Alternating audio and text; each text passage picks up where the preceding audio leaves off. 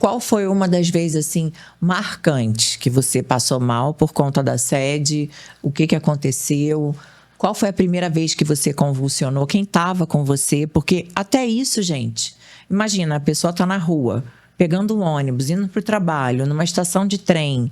É extremamente perigoso. Como é que foi essa primeira vez aí para você? A primeira vez que eu convulsionei foi o que me deu um choque maior. Eu já tinha os desmaios, tinha uns leves espasmos junto do desmaio, só que era muito leve esses espasmos. Só que evoluiu, até um dia que eu senti umas dor muito forte nos meus braços. E quando eu sinto dor forte, a minha pressão tende a baixar. Então, eu estava indo em direção à cama, quando eu senti essa dor forte, minha pressão já caiu, eu já caí para a cama deitada e começou o meu corpo todo a contrair, ficar muito rígido e ter os movimentos. Só que a minha consciência ficou parcial. Eu senti tudo aquilo, então nunca tinha me acontecido, meu corpo todo enrijecendo, fazendo muita contração abdominal. Era insuportável, dava vontade de gritar. E quem te acudiu? Quem conseguiu? O meu noivo, que ele estava próximo. E aí, ele viu o que estava acontecendo, ele viu que não estava normal, estava além de um desmaio, ele viu a movimentação, meu corpo enrijecendo. Ele tentou ligar para o SAMU na hora para tentar ambulância, mas é muito difícil aqui em São Paulo aí. Então, ele teve que esperar, né, aliviar um pouco essa convulsão que demorou. Foi muito desesperador. Eu achei na hora que eu estava infartando, que eu nunca... Meu Deus. Então, eu entrei em desespero. E como eu tenho autismo, acontece que às vezes se tem algo muito... como diz assim, mexendo muito comigo, pode me gerar uma crise. Então, Sim. Foi exatamente isso que aconteceu. Na hora que eu voltei, eu já voltei em crise do autismo. E aí, eu já não tava tão nervosa. E o autismo, assim, a gente não tem muito controle. Então, a gente acaba ficando agressivo, fica nervoso. Eu chorava muito, desespero. E só pedia pra me levar no hospital na hora que voltava. Só que eu não conseguia nem ficar em pé. Na hora que eu tentava ficar em pé, eu caía. Aí meu noivo falou, não, espera. Ele trouxe a cadeira de roda que tem no condomínio. Aí a gente foi pro hospital. Só que a questão, nessa época, eu ainda não era diagnosticada. Uhum. E quando a gente vai em hospital, pronto-socorro, ou nos outros médicos que eu fui, eles não sabem de onde vem. É muito pouco conhecida a síndrome de Ehlers-Danlos, a desautonomia. E quando conhece a desautonomia, às vezes encontra o tipo de desautonomia, mas não sabe a causa. Toda desautonomia tem causa. Sim. Só tem um tipo de desautonomia que não tem causa, que é a primária, que é a genética, que é muito raro. O restante tem que descobrir porque tem essa desautonomia. Então, eles não encontravam resposta. E aí, eu fiz o exame eletroencefalograma, que é o exame que avalia a sua convulsão, se ela é epilética ou não. E não deu epilepsia. Só que o que normalmente acontece, quando não consta a epilepsia, o entendimento muitas vezes é psicológico. Se não tem epilepsia, qual pode ser outra causa? Ué, gente, só psicológico e as doenças raras. É isso que eu falo, gente. As pessoas ignoram. E muita gente vem com isso para mim também, que passa mal, que procura os hospitais, que procura os médicos. E aí chega lá, os médicos falam que é psicológico, que é estresse, que é mimimi, mas não quer, de fato, pesquisar a fundo, porque dá trabalho. Dá. Você diagnosticar um paciente com uma doença rara não é fácil. Não. Dá trabalho. Então, fica mais fácil falar que é psicológico. Exatamente. Então, assim, quando eles não encontram uma resposta, acaba ficando realmente mais fácil dizer que é emocional, que é psicológico. E se for, tudo bem, é só tratar emocional, psicológico, mas a questão é que, por exemplo, eu já trato a parte psíquica emocional por conta do TEA, por conta da ansiedade. E tava tudo bem, a psicóloga conversou comigo, o psiquiatra conversou comigo e falou, não tô encontrando justificativa para que ela tenha essa convulsão em que diga que seja psicológico.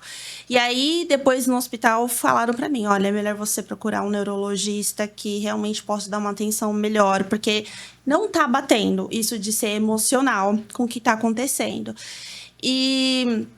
Mas é o que mais acontece. Hoje em dia, o que me ajuda é ter uma carta médica, falando de toda a minha condição rara, todos os... E você tem que levar essa carta na bolsa? Tenho que levar. Tenho que ter a cópia no celular, para que na hora eu mostre pro médico e eles respeitem até. Porque, às vezes, você dizer que você tem, às vezes eles não acreditam. É doença rara, é muito difícil. Eu ia falar isso para você, gente. Eu já passei por cada situação que as pessoas me olhavam... Por quê? Eu falava, olha, eu tenho uma doença rara. Ah, tá.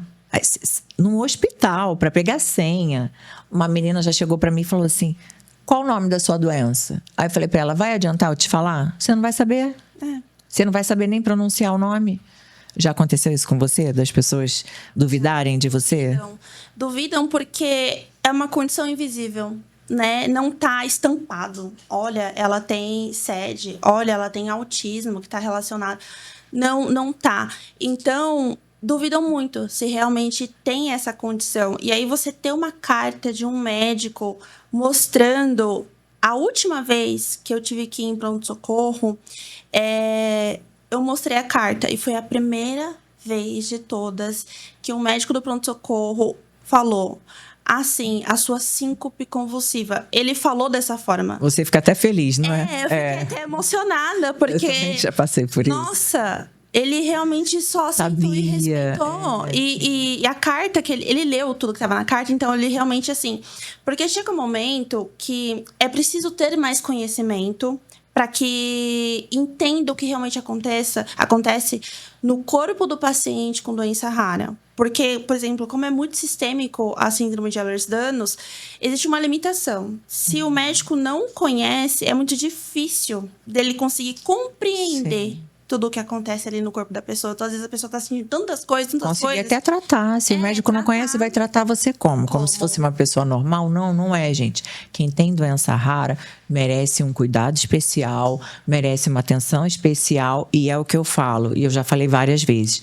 Tem doenças raras, gente, que se a pessoa não for atendida ali de imediato, se tiver passando o tempo, a pessoa pode perder uma função, não é? Pode. A questão, assim, na síndrome de Ehlers-Danlos, a desautonomia, por mais que fala assim, como que normalmente os médicos, em geral, conhecem? Desautonomia, tudo bem, não é nada grave. A pessoa, só que é grave. Principalmente quando você não sabe a causa dessa desautonomia, porque tem diversas causas diferentes. Tem várias doenças autoimunes, doença que você pode, até mesmo você pegar um vírus, alguma coisa, te levar à desautonomia. Ficou muito conhecido também após a Covid. Depois aquele pós-Covid, Covid longa, que o pessoal tem vários sintomas, não sabe de onde vem. Porque o vírus da Covid, ele atinge o sistema nervoso autônomo da pessoa, trazendo a desautonomia. E aí a pessoa sente mal-estar o tempo todo, se você vai desmaiar, fraqueza. E a fraqueza também é uma das coisas, assim, principais, a fadiga. A fadiga. E quando entra em crise, por exemplo, eu não consigo sair da cama. Eu, às vezes, passo uma semana de cama, o meu noivo que me ajuda. Porque não consegue, fica muito fraca. Fica muito fraca. Na miastenia também acontece isso. É surreal, assim, você até se assusta. No início eu ficava... Porque quando a gente recebe um diagnóstico, principalmente assim, quando a gente tem uma vida até a juventude... Ativa, né? Quando você recebeu o diagnóstico da síndrome, o que passou pela sua cabeça? Foi... logo de início, eu fiquei até meio anestesiada, assim, sem entender muito bem. Mas depois, quando o médico foi me explicando... E aí foi tudo fazendo sentido. De tudo que eu sentia desde mais nova até agora, é um misto de emoções, assim. Porque é resposta para muitas coisas na sua vida, sabe? Então, por exemplo, eu recebi o diagnóstico completo com 27 anos. Com 27 anos, a gente já viu bastante coisa, assim. Pode dizer, a gente já teve muitas experiências, já senti muita coisa que eu não entendia o porquê. Uma fraqueza que as pessoas, por exemplo, um grupo de pessoas vivia a mesma experiência que eu tava extremamente cansada. Não aguentava nada no dia seguinte. Mas o pessoal, não, super ativo. E eu ficava, nossa, por quê? Uma dor de cabeça insuportável, incessante, que deu desmaiar, ficar muito fraca. E quando eu era mais nova até, recebi um diagnóstico de enxaqueca.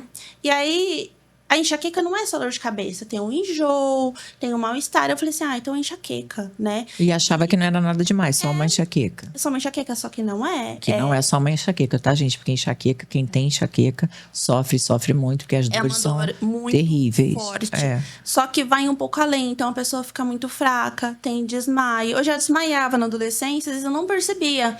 Porque eu entendi o que era o desmaio quando eu fiz um exame chamado tilt test. Tilt test? Isso. Esse eu nunca ouvi falar. É o quê? É um exame que faz o diagnóstico de desautonomia do tipo de desmaio e a causa do desmaio. Nossa. Então, se a pessoa tá desmaiando, tendo fraqueza, vamos fazer o tilt test. É uma maca, só ficar deitada numa maca. Controlando os batimentos cardíacos, a pressão. Ela vai ficar ali uns 15 minutinhos deitada, com tudo controlando. Aí, o médico vai levantar bem rápido a maca em 70 graus. A pessoa fica presa. Quando levanta, vai ver o que acontece. Se o batimento acelera, o que acontece com a pressão. Se não acontecer nada, que são 3 etapas. Na terceira fase, ele administra uma medicação para vasoconstrição. Não, ou vasodilatação. E para ver como o seu corpo reage. Para simular uma crise. Vamos provocar uma crise no organismo da pessoa. E aí, a pessoa pode desmaiar ou não. Não necessariamente tem que desmaiar para ter o diagnóstico de desautonomia. Sim. Mas, por exemplo, no meu caso, eu desmaiei. Quando eu desmaiei, eu tive uma sensação que eu tava meio que sonhando, assim. Era muito... Quando eu voltei, eu não entendi que eu tinha desmaiado. Então, se não me falasse que eu tinha desmaiado, Você eu não sabia. Aí, eu lembro que eu acordei bem assustada com a enfermeira e o médico batendo no meu ombro. Miriane, volta, oi, porque eu tava suando muito. Ou seja, você apagou mal. e não se deu nem conta disso. Só que essa breve sensação que eu tive do desmaio nesse exame é o que me fez entender quando eu realmente tenho a perca da consciência hoje e que eu já perdi a consciência desde a época que eu tinha dores de cabeça muito forte e achava que era enxaqueca Antes você já tinha essa perda. Eu tinha essa perda, tanto que às vezes no meu quarto eu ficava lá com aquela dor de cabeça, às vezes do nada eu voltava, parecia que eu tinha dado uma cochiladinha, assim, dormindo pouquíssimos minutos, segundos, mas na verdade era desmaio.